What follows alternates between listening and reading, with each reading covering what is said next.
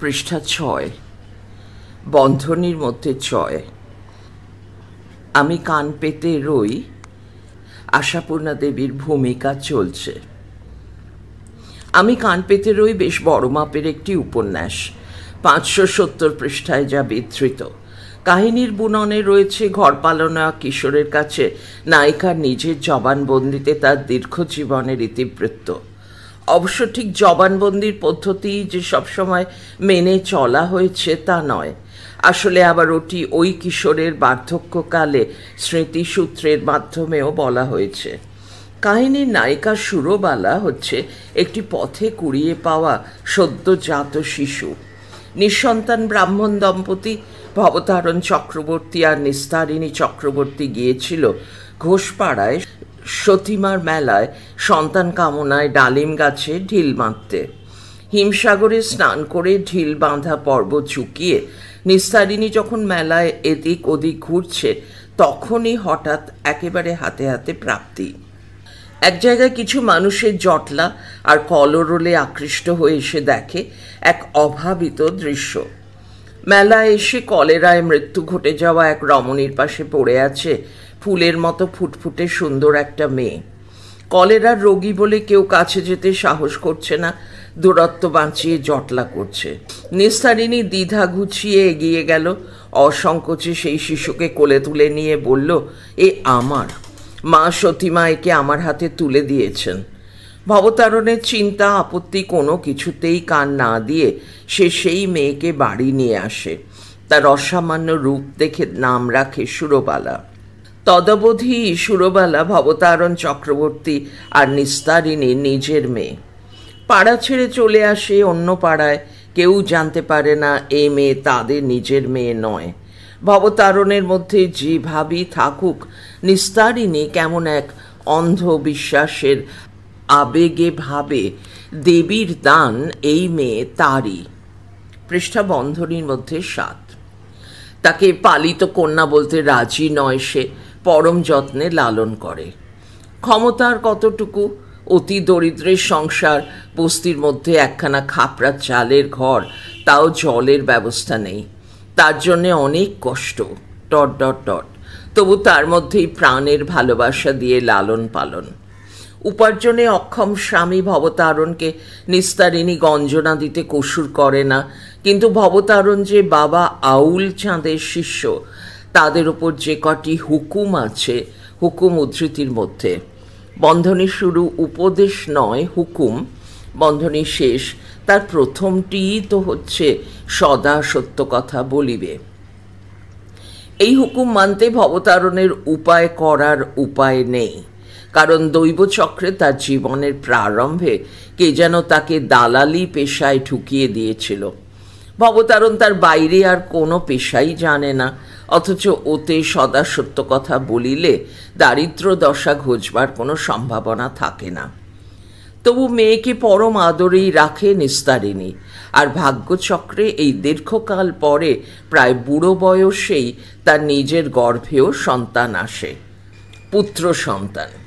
কিন্তু তাতে কি সুরবালার আদর কমে যায়? তা মোটেই না। দুজনেই যে নিস্তারিণীর নিজের।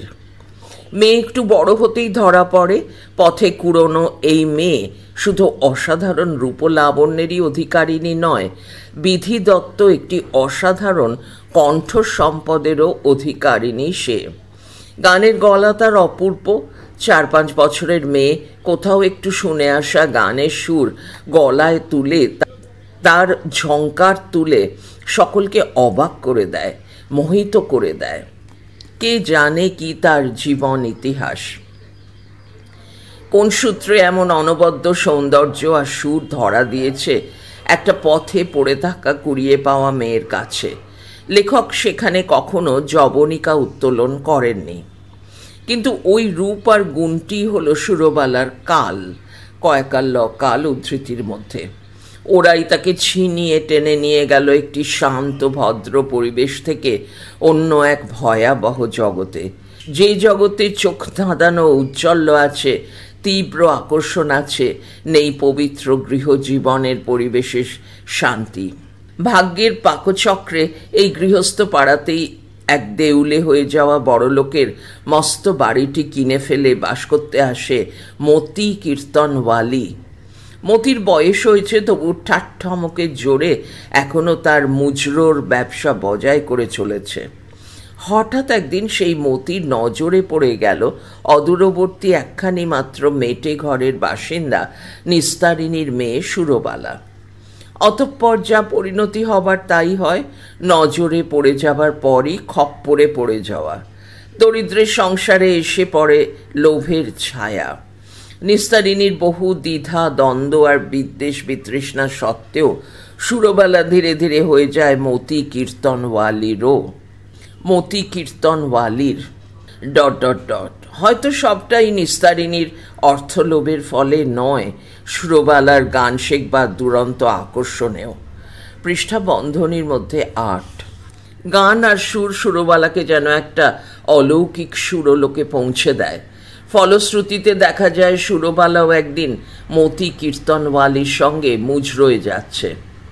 কিন্তু যাওয়া ব্যাপারটা তো একেবারেই থেমে যায় না।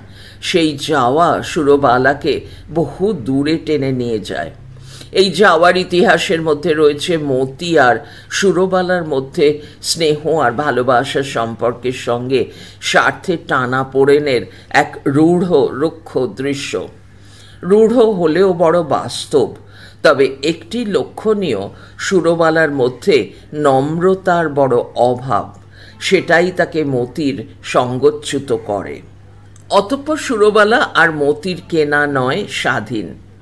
তবু সুরবালা তার গৃহগণ্ডি থেকে চ্যুত হয়নি শেষ পর্যন্ত, কারণ নিজেকে সে আটকে রেখেছিল অনেক দিন পর্যন্ত। মুজরো ছাড়া আর কোনো ব্যবসা তার উপর দাঁত বসাতে পেরে ওঠেনি, যেটা প্রায় এই জীবনের অঙ্গই। কিন্তু সহসা একদিন নিজেই নিজের সর্বনাশ ডেকে আনলো সুরবালা। অদ্ভুত এক অসম প্রেমের দায়ে বিকিয়ে দিল নিজেকে। মুজরোয় গিয়েছিল প্রৌঢ় রাজাবাবুর পৌত্রের অন্নপ্রাশনে। সেখানেই মৃত্যু ঘটল সুরবালার। রাজাবাবুকে দেখা মাত্রই প্রথমে সে পাথর হয়ে গেল, তারপর পাগল। বহু নাটকীয়তা আর বহু টানা পোড়েনে যন্ত্রণায় গড়া এই রাজাবাবুর অধ্যায়টি সুরবালার জীবনে ডেকে এনেছে একসঙ্গে প্রার্থিত সুখ আর নিতান্তই বিপর্যয়। রানীগিরির সুখের সমাপ্তি ঘটল সেই প্রৌঢ় রাজাবাবুর অকস্মাৎ মৃত্যুতে। সুরবালা আঘাতে মানসিক ভারসাম্য হারিয়ে ফেলল। ক্রমশই আবার ফিরে আসতে হলো দারিদ্র্যের মধ্যে। অতঃপর গঙ্গার জল অনেক দূর গড়ায়, আর সেই স্রোতে ভাসতে ভাসতে কলকাতার কীর্তনওয়ালি সুরবালা অনেক ঘাটে জল খেতে খেতে বৃন্দাবনে গিয়ে পৌঁছে হয়ে যায় কুঞ্জওয়ালি। যুগল মূর্তির প্রতিষ্ঠা, সেই আয় থেকে জীবনযাপন। কিন্তু সেখানে তো তাকে দেখা যায় বার্ধক্যের সীমায় আসা অবস্থায়, সেই ঘর পালানো ছেলেটার চোখে। এই দীর্ঘ জীবন পরিক্রমায় সুরবালার জীবনে এসেছে বহু নাটকীয়তার ঘাত প্রতিঘাত। এসেছে থিয়েটারের জীবনও। সেখানে এসে গেছে নানু দত্ত, কখন যেন এসে গেছে কিরণবাবু। সুরবালাকে ভিড় করে ধরেছে অসংখ্য চরিত্রের মিছিল। সুরবালা জীবনের দুর্গ্রহ অথবা সুগ্রহ মতি কীর্তনওয়ালি তো ছিলই। তার অনুষঙ্গে এসেছে রঘুবাবুর মতো লোকেরা। আবার এসে গেছে নিরুদ্দেশ হয়ে যাওয়া ছোট ভাই গণেশ, তার বউ। কুলত্যাগিনী বউ সেই রজনীকে পরবর্তীকালে ওই সুরবালা ঠাকুরবাড়িতে দেখা যায় রোজি, পয়সন রয়কার বর্গীয় জয় হর্ষই, রোজি নামে কাজ করুণী মেয়ের পরিচয়। গণেশের জীবন, সেও তো এই বইতে আর এক অধ্যায়। তারও জীবন গিয়ে পৌঁছয় অস্বাভাবিকের পটভূমিতে। সার্কাসের নেশা, সার্কাসের মেয়ের প্রতি আকর্ষণ, এ নিয়েও একটা আলাদা উপন্যাস হতে পারত। পৃষ্ঠা বন্ধনীর মধ্যে 9। সুরবালার জন্মগ্রহটি কেমন ছিল তা জানা নেই। সুরবালার তাই অন্য গ্রহে ছিটকে যাওয়া বিচিত্র নয়। কিন্তু অতি সাধারণ ভবতারণ চক্রবর্তী আর নিস্তারিণী ছেলের কেন অমন সুদূরের পিপাসা? আসলে একটা ঘর পালানো ছেলে যেন গজেন্দ্র কুমারের মনের কোনোখানে ঘুরে বেড়ায় আর বারে বারেই কোথাও এসে ছায়া ফেলে। সেই অতি সাধারণদের মধ্যেও যেন ধ্বনিত হয়, হেথা নয়, হেথা নয়, অন্য কোনোখানে। আমি কান পেতে রই এর মধ্যে আরও কত মুখ, কত মানুষ। শশী বৌদি, তার স্বামী চারুবাবু, এরাও তো আরেকটি গল্প। সুরবালাকে সবাই ভালোবেসেছে, সুরবালাই শুধু অদ্ভুত একটা অসম ভালোবাসার মোহে নিজেকে হারিয়ে ফেলল। তার অনবদ্য রূপ, অসাধারণ কণ্ঠ সম্পদ সবই যেন মিথ্যে হয়ে গেল। তাই তার শেষ জীবনে স্বীকারোক্তি ... উদ্ধৃতি শুরু। আসলে কি জানিস? অহংকার। ইহজীবনটা অহংকারেই মাটি হয়ে গেল। মিথ্যে অহংকারে অত বড় একটা লোকের জীবন মাটি করে দিলুম। না পেলুম নিজে, না পেতে দিলুম অপরকে। এখন আর গলা একটু সুরও ওঠে না। আমি যে এককালে গাইয়েছিলুম সে কথা কাউকে আর এখন বিশ্বাস করাতে পারবো না। তাই ভগবানের কাছে নিত্যি প্রার্থনা জানাই, মুক্তি নয়, আবার জন্মই দিও আমায় ঠাকুর, যাতে এই জন্মের দেনা কড়ায় গণ্ডায় মিটিয়ে যেতে পারি। দাঁড়ি উদ্ধৃতি শেষ। সুরবালা যেন ছিল আপন ঘোরে অন্ধ। তার ভিতরের আত্মকেন্দ্রিক মনটি অনুভব করতে পারেনি ওই কিরণবাবু নামের মানুষটা কিভাবে ক্ষয় হতে চলেছে সারাটা জীবন কেবলমাত্র ভালোবাসার দায়ে, অথচ যার জন্যে সে যেন সম্যক অনুভবই করতে পারে না। এ যেন একটা শূন্য ঘরের মধ্যে একটা মোমবাতি জ্বলে জ্বলে নিঃশেষ হয়ে চলেছে। শূন্য ঘর, অনর্থক তার দহন। অন্ধদৃষ্টি সুরবালার এই দৃষ্টিটিই খুলে দিয়েছিল কিরণবাবুর স্ত্রী বিভা। সারা জীবনে যে কোনোদিন নিজের স্বামীকে পেল না। বিভা তীর্থের ছুতোয় বেড়াতে এসেছিল বৃন্দাবনে কিরণের আর সুরবালার জীবনটি পর্যবেক্ষণ করতে। সেই বিভাই তার স্বামীর চিরবঞ্চিত জীবনটি অনুধাবন করে ফেলে ধিক্কার দিয়ে গিয়েছিল সুরবালাকে। বলে গিয়েছিল, একটা মহাপ্রাণ মানুষকে এইভাবে শেষ করে দিলে, তার সর্বস্ব নিলে, স্ত্রী, পুত্র, পারিবারিক জীবন, অথচ তাকে দিলে না কিছুই। কিন্তু এই দেওয়া নেওয়ার অঙ্কর মধ্যে কিরণবাবু নিজেই কি একটা জিজ্ঞাসার চিহ্ন নয়? তবু মনে রেখো আর তারা ভৈরবী এই দুখানি বইকে দুটি আলাদা বই বলে ভাবা হবে কি না, সেখানেও একটি জিজ্ঞাসার চিহ্ন। পড়তে পড়তে মনে হয় বুঝিবা একই গ্রন্থে দুটি ভাগ, অথবা ঠিক তাও নয়, বোধহয় একে অপরের পরিপূরক। দুখানি বইয়ের মধ্যে উত্তম পুরুষের আঙ্গিকে লেখা কাহিনীর বিন্যাসে যেমন আমিকে দেখতে পাওয়া যায় তার বাল্য থেকে যৌবনে, তেমনি তার পরিবেশে একই নামেরা ঘোরাঘুরি করে। সেই মেন্তি মটরার মা, পৃষ্ঠা বন্ধনীর মধ্যে 10, এক একটি অবতার, বিশেষ মটরা 3 ভাই। তাদের মধ্যে একজন তো স্বনামধন্য মটরা, যে তার বিবাহিতা সুন্দরী ছোট বোনকে বিক্রি করে দিতে দ্বিধা করে না। 2 বইয়েরই পটভূমি কাশী এবং পরে বৃন্দাবনও। গজেন্দ্র কুমারের লেখার মধ্যে কাশী আর বৃন্দাবন বারে বারে এসে হাজির হয়, আর কাহিনী প্রায়ই দীর্ঘ বিলম্বিত লয়ে এগিয়ে চলে, খানিকটা আমি ছাড়াও অন্য কারো জবানবন্দির মাধ্যমে। তবু মনে রেখোর অনেকখানি সতী ঠাকুমার স্বামী রমেশ ঠাকুরদার বিবৃতি। এও এক ঘর পালানো কিশোরের কাহিনী, ওই রমেশ ঠাকুরদারই পূর্ব ইতিহাস। পুজুরি বামুনের ছেলে, অথচ সে কাজে একদম অনিচ্ছে। দেখেছে বাবার বিদ্যে মাত্র অং বং চং, তাই নিয়ে যজমানি করা মানে তো লোক ঠকানো। সে কাজে সে রাজি নয়। বাড়িতে মা বা ভাই বোনেরা সবাই এতে যতদূর সম্ভব অসন্তুষ্ট। এর মধ্যে হঠাৎ কানে এলো তার বিয়ের চেষ্টা চলছে। পায়ে শেকল পরবার ভয়ে বাড়ি থেকে পলায়ন, সামান্য সম্বলে ঝোঁকের মাথায় বেরিয়ে পড়া। হাওড়া স্টেশনে পৌঁছে টিকিটের খোপের কাছে গিয়ে প্রশ্ন, 3 টাকা 3.5 টাকার মধ্যে পশ্চিম দিকে কত দূর পর্যন্ত যাওয়া যায়? সেই প্রশ্নের ফলে পাটনাগামী একখানা 3rd ক্লাসের টিকিট হাতে নিয়ে ট্রেনে চেপে বসা। তারপর বিচিত্র অভিজ্ঞতা। সেখানে যেমন মানুষের সদয় মুখ আর উদার হৃদয় দেখেছেন, যার ফলে রাস্তায় ঘুরে বেড়ানো দিনহীন মূর্তি একটা কুরূপ কুদর্শন ছেলের নিশ্চিত আশ্রয় লাভ, নিশ্চিত অন্ন। তবে তেমন কোনো উচ্চতর জীবনে প্রবেশ নয়, পুরুত ঠাকুর হওয়ার বদলে রাঁধুনি ঠাকুর। তবু সেই পরিচয়ের মধ্য থেকে পালিয়ে আসতে হলো আশ্রয়দাতা হরিনাথ ডাক্তারবাবুর জীবনের এক অদ্ভুত জটিলতার খবর জানতে পেরে। বলতে গেলে কুৎসিত কাহিনী। মা আর মেয়ের মধ্যে, অর্থাৎ স্ত্রী আর শাশুড়ির মধ্যে নির্লজ্জ রেষারেষি ওই একটা মানুষকে ঘিরে। কেবলমাত্র নিশ্চিত অন্ন আর নিশ্চিন্ত আশ্রয়, এইটুকুর জন্যে ওই পাপের মধ্যে বাস করতে হবে? অসম্ভব। সেখান থেকে পালিয়ে এসে কাশী। শোনা ছিল কাশীতে অনেক বাঙালি আছে, কিছু একটা গতি হবেই। কিন্তু এক কট্টর আদর্শবাদীর কাশী বৃন্দাবনের মতো জায়গায় সহসা কিছু একটা হওয়া সম্ভব নয়। কারণ কাশী বৃন্দাবন এই দুটি জায়গা তীর্থ হিসাবে যত প্রধান, কুকর্মর ক্ষেত্র হিসেবেও ততই প্রধান। এই দুটি শহরকে গজেন্দ্র কুমার যেভাবে তন্ন তন্ন করে দেখেছেন, জানি না কজন সেভাবে দেখেছেন বা দেখতে জানেন। ধর্ম আর অধর্মের এমন অদ্ভুত সহাবস্থানও আর কোনোখানে আছে কি না সন্দেহ। তবু রমেশ সেখানে টিকে গেলেন আপন নীতিতে অটল থেকে। আর সেখানেই সেই ঘর পালানো ছেলেটা একটা অলৌকিক প্রেম কাহিনীর নায়ক হয়ে সতী ঠাকুমার প্রতি রমেশ ঠাকুরদা রূপে এসে পৌঁছে যান।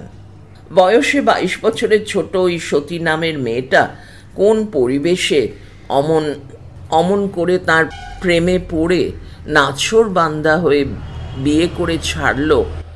পৃষ্ঠা বন্ধনীর মধ্যে 11। এবং আমৃত্যু একটা অসহনীয় দারিদ্র্যের সঙ্গে লড়াই করে হাসি মুখে চালিয়ে গেল, সে কাহিনী ওই রমেশ ঠাকুরদার কাছ থেকেই শোনা লেখক আমির। কিন্তু ওই পরম সত্যনিষ্ঠ লোকটার শেষ জীবনটায় অত দুর্দশার অবস্থা কেন হলো সেটা ভাবতে হয়। আগেই বলা হয়েছে, তবু মনে রেখোর মধ্যেই তারা ভৈরবীর একাংশ। মটরার বোন মেন্তির তারা ভৈরবী হয়ে ওঠার আশ্চর্য কাহিনীর উপক্রমণিকা এই বইটির মধ্যেই। মটরার মারও বাস কাশীতে, অবস্থা পড়ে গিয়ে অতি দারিদ্র দশা, দুঃখ ধান্দা করে এমনকি রাঁধুনির কাজ করেও সংসার চালানো। সেই অবতার বিশেষ 3 ছেলে আর 2 ফুটফুটে সুন্দরী মেয়ে খেন্তি আর মেন্তিকে নিয়ে তার সংসার। অতি অভাব, তবু মেয়ের বিয়ে না দিলে চলে না। খেন্তি পার হলো একটা মাঝারি গেরস্থ ঘরে দোজবরে বরের সঙ্গে। কিন্তু মেন্তি, যাকে গল্প লেখক আমির অর্থাৎ ভুতুর মা বলতেন, বসরাই গোলাপ, সে মেয়ের অদৃশ্য ভাগ্য তো তাকে ওই গতানুগতিকে ছাঁচে ফেলতে রাজি নয়। তাই তাকে যেচে ঘরে নিয়ে গেল বৃন্দাবনের ভৃঙ্গার বটের গোঁসাই বাড়ি থেকে। বউকে নিয়ে গেল হীরের মুকুট পরিয়ে, হাতি চাপিয়ে। মেন্তির ভাগ্যকে কেউ হিংসে করল, কেউ ধন্যী ধন্যী করল, আবার কেউ বা হিতৈষীর গলায় বলল, অতটা আকাশ পাতাল তফাৎ অবস্থায় বিয়ে কি সুখের হবে? তা হলোও না। সেই মেন্তি সেখানে দুঃখের আগুনে পুড়তে থাকে। দুর্দান্ত শাশুড়ি, ননদ আর মা দিদি সম্পর্কে ভয়ে ভীত স্বামী। শখ করে সুন্দরী মেয়েকে বউ করে ঘরে নিয়ে গেলেও মা দিদির আশঙ্কা ওই রূপসী বউটিকে পেলে ব্রজমাধব আত্মহারা হয়ে পড়বে। তাই তাঁরা আর তাকে সে বস্তুটিকে পেতে দিলেন না। মেন্তির জীবন তার পরিণতির খাতে বইতে পাবার সুযোগই হয়তো এটি। তারা ভৈরবী শুরু সেই আমির জবানিতে। মেন্তির সঙ্গে যে আবার কোনোদিন দেখা হবে তা ভাবিনি। আর সেই দেখা হওয়ার অন্তিম ক্ষণে তারা ভৈরবী শেষ কথা, আর কিন্তু আমার খোঁজ করো না। নিষেধ অবশ্য মানেনি, সে খোঁজ করেছিল, পায়নি। মেন্তি থেকে তারা ভৈরবী হয়ে ওঠার পথে আছে অনেক ক্লেদাক্ত ইতিহাস, আবার দৈব আশীর্বাদের মতো দর্শন লাভ সেই গুরুদেবের। তার নির্দেশেই আবার ব্রজকিশোরের সঙ্গে দেখা। গেরুয়া ধারিণীর প্রতি গুরুর আদেশ, তুমি স্বামীর সঙ্গেই যাও। হয়তোবা সামান্যতম একটু ইচ্ছেও হয়েছিল, চিরদিনের অতৃপ্ত বাসনা, কিন্তু স্বামীর আচার আচরণ আর কথায় মন বিরূপ হয়ে গেল। পৃষ্ঠা বন্ধনীর মধ্যে 12। তারপর আত্মগ্লানি স্বীকার করা, সে গুরুকেই চায়। অবশ্য সেই চাওয়া আর পাওয়া এক মায়া জালের আবরণে ব্যক্ত করা হয়েছে। অনেক নাট্য মুহূর্ত, অনেক অলৌকিকত্বের বিস্তার, তবে তার মধ্যে ভূতুর সঙ্গে শেষ দেখার প্রাক মুহূর্ত যেন বড় বেশি অতি নাটকীয়তার ছোঁয়া। মেন্তি যে তার প্রথম প্রেমের ভূতুকে এখনো ভুলতে পারেনি তা বোঝা যায়, কিন্তু ওই মায়াজাল বিস্তার, অলৌকিক ঘটনা, এগুলোকে মনের সঙ্গে খাপ খাওয়ানো শক্ত। অবশ্য লেখক অনেক দেখেছেন, হয়তো বাস্তবে এমন দেখেও থাকবেন। জগতে অলৌকিক ঘটনাও তো বিরল নয়। তবে এই বইয়ের মধ্যেও বহু বিচিত্র চরিত্রের মেলা। একদা পার্বতী ঠাকুরের হোটেলে সেই গুরুদেব, যে লোক বড় লোকের ছেলে হয়েও স্বেচ্ছায় হোটেলে খিদমতগারের কাজ করে দিন কাটায়, বাড়ি ফিরতে চায় না, তার জীবন নিয়েও হয়তো আলাদা একটা বই লেখা যায়। আসল কথা হচ্ছে সেই গল্প, জমিয়ে বলে চলা গল্প। অজস্র গল্প আর তাদের পাত্রপাত্রীরা, গজেন্দ্র কুমার মিত্রের ঝুলিতে ভরা। এখনো চলছে সেই সব গল্প পরিবেশন। রচনাবলীর ভবিষ্যৎ খণ্ডে আবদ্ধ হবার প্রতীক্ষায় আছে তারা। আশাপূর্ণা দেবী, ৩/৮/৯১। এর পরের পৃষ্ঠায় লেখকের একটি সাদা কালো আবক্ষ ছবি রয়েছে। তার পরের পৃষ্ঠায় উপরে লেখা আমি কান পেতে রই, নিচে গজেন্দ্র কুমার মিত্র রচনাবলী, বন্ধনীর মধ্যে ৭ম-১। তার পরের পাতা উৎসর্গপত্র। শ্রীমতী প্রতিমা মিত্র ও শ্রীমান মনীষ চক্রবর্তীকে এই গ্রন্থ রচনায় যাঁদের আগ্রহ, উৎসাহ ও আনুকূল্য সর্বাধিক।